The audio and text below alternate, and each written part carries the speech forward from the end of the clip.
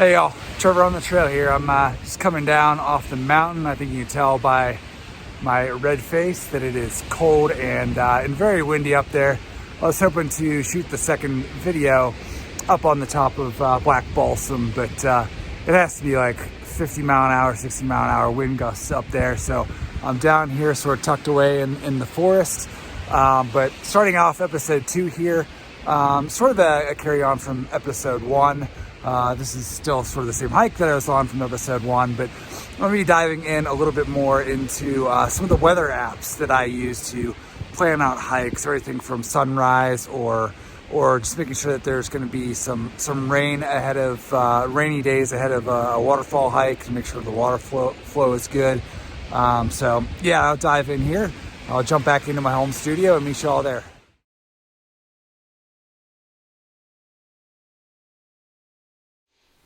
Hey guys, I'm back in my home studio / office here. Glad to not be doing this out on the trail when the conditions were the way that they were.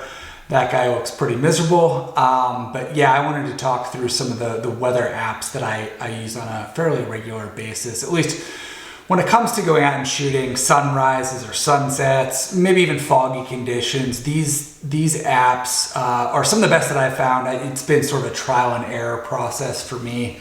There's a lot of different weather apps out there. Some are a lot better than others, but there's really been 2 or 3 that I stick to. 2 primarily, but then there's a third one that I always check and just to make sure and have sort of like a well-rounded estimate. And that's really what it is. It's sort of an estimate on what you should expect when you get out there.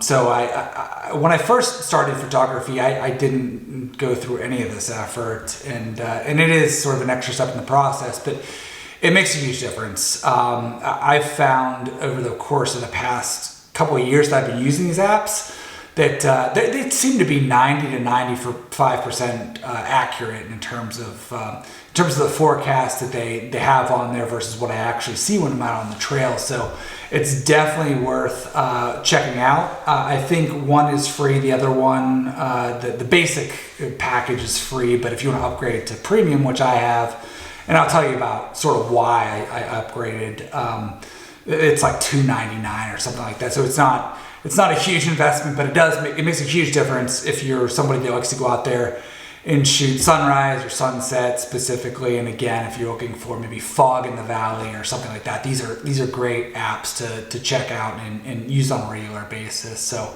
I'm going to fire up the laptop and dive right in. I'll walk you through each of these tools in terms of my priority or which ones I feel like work the best versus maybe the one that doesn't work as well. And sort of walk you through all the functionality there. So let's dive in. There's probably 2 or 3 apps that I use on a pretty regular basis, meaning if I'm going out for sunrise or sunset, really just mountain vista shots in general, at least for me personally. These are the apps that I'll use. And I usually check them on a regular basis leading up to my shoot, meaning like if I'm going out for a sunrise, I'll check the night before or even a couple of days before, and then I'll check again the morning of just to make sure that conditions or forecast haven't changed before I rush out the door. I do start off with just the general weather app on my iPhone. You can also use like AccuWeather or WeatherBug. They all have sort of similar features within them. They're not always the most reliable. I'm sure folks have experienced that before. But at least it gives you sort of a directional idea of what weather conditions are going to be like, whether it's going to be sunny or cloudy or somewhere in between or raining. But like I said, I'll start there and then sort of dive in a little bit deeper. If the weather app comes back and says, yeah, it's going to be the conditions that I hope for, then I'll jump in and dive into some of these other apps because I think they give a lot more detail. So I'll go in order of the one that I trust the most and then sort of work my way down from there. So the one that I use the most consistently, like I said, for sunrises and sunsets, is Ventusi. And this is one that I actually just started using here over the course of the past year. And Ventusi, I'll close out of that real quick. But Ventusi on the surface looks like just like an AccuWeather or radar type app, but it's pretty detailed. So what I'll do is, at least within this app, it doesn't necessarily, if you go and search by, so for example, I went out and hiked Tennant Mountain a couple of days ago. If I go in here and search by Tennant Mountain, it's not going to find anything. So what you actually have to do is just find the closest location, closest city to your hike location or your photo shoot location, and sort of go from there. You can find it on the map and like just scroll around as needed. But for example, again, keeping Tennant Mountain, my most recent hike, in mind, if I come into the search functionality, you can see you actually have to, it's a little bit strange, you have to save locations. You can search and then save them. But I've already done this for my most recent hike. I did use this tool ahead of that photo shoot. But I know the closest city or town to Tennant Mountain is Balsam Grove. So go ahead and click that, and it will sort of drop me right in there to Balsam Grove. And then if you just look at like a general Google map, you'll have an idea of where your specific location is in relation to that closest town or city. But what's nice about this is it shows you, so that those little white streaks that you're seeing there, those are wind conditions, and the faster they move, the faster the wind gusts are going to be. You can see there's a cold front coming in, so it's moving pretty quickly. But the entire screen here is blue, meaning there's no cloud cover. But if I scroll out here, you can start to see, specifically looking south of Brevard and Balsam Grove, there is a bit of cloud cover. And this is the reason why I did upgrade this app. The most basic version of this doesn't include clouds, which sort of stinks. It's really the most important thing when you're thinking about weather conditions for a sunrise or sunset hike. But once you do upgrade, it gives you a whole lot of functionality. So if you jump in here, you can look at, so here's all the different options here, and it's almost overwhelming, the number of things that they give you. But I mean, if you're looking from a photographer's eye, there's obviously clouds and thunderstorms and snow cover. A lot of these things are super useful for people that are looking for conditions for photo shoots. But right now, for me, the one I use the most is clouds. Obviously, understanding the cloud cover sort of dictates how good of a sunrise or sunset it's going to be. And then as you drop down, there's a second layer here of the different options or sub options within cloud cover. And you can see there's fog, low clouds, medium clouds, high clouds. Just clicked high clouds. If you've sort of, if you know anything about sort of going out and shooting sunrise or sunsets, high clouds typically give off the best light, whereas low clouds have less of a chance of reflecting that sun coming over the horizon. So you're always looking for, if you're looking for the best conditions, you're looking at, okay, where are there high clouds? So you can see right now in this specific area, there's nothing going on. So I'll zoom out a little bit, but you can see some of this detail south towards Atlanta and Athens. But if I scroll across, you can actually look by time. So right now it's centered in on the time now. But you can always look, like if I wanted to look at tomorrow for sunrise, I can scroll over here and go to 7 a.m. Nothing in the sky, no high clouds. I can jump down here, go to middle clouds, nothing. Even looking at low clouds, there's some low clouds a little bit north of that location. But generally, if I went in and looked at this, I would say, now this probably isn't going to be the best sunrise.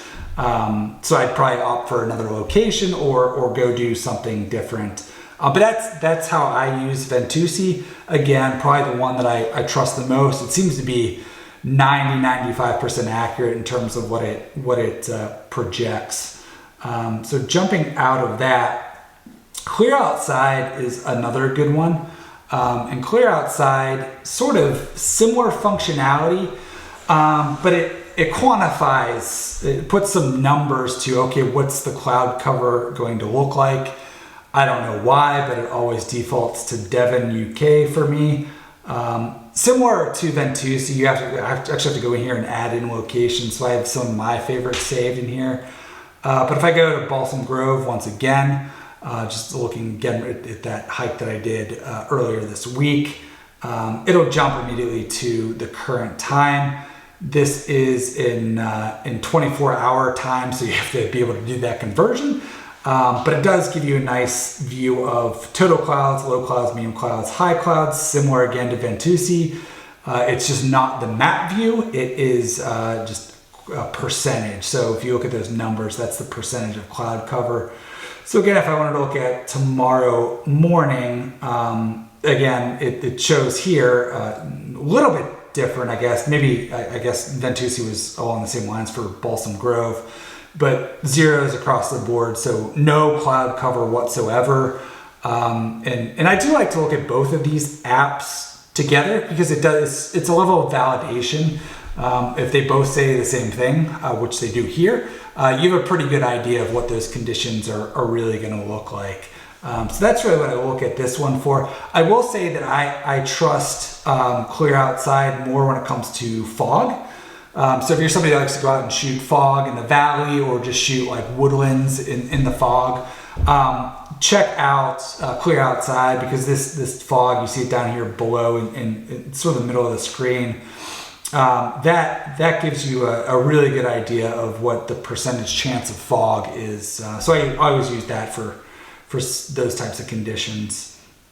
And then the last one that I use, this is one that I actually started out with before I found these other apps.